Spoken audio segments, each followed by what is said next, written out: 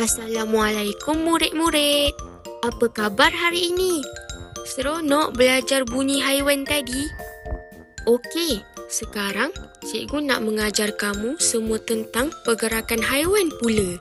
Cikgu harap semua bersedia ya. Jom belajar.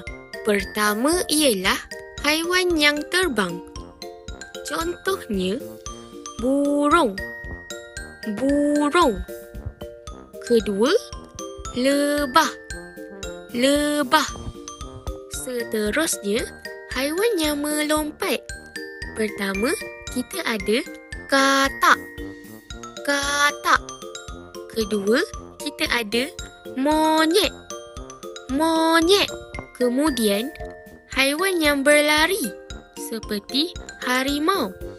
Harimau. Dan kuda. Kuda. Selain itu, haiwan yang bergerak secara berjalan seperti gajah. Gajah. Dan lembu. Lembu. Sekarang kita lihat haiwan yang merangkak. Contohnya, kura-kura. Kura-kura. Akhir sekali, kita belajar tentang haiwan yang berenang seperti ikan lumba-lumba. Ikan lumba-lumba. Jadi, itu sahaja kelas hari ini.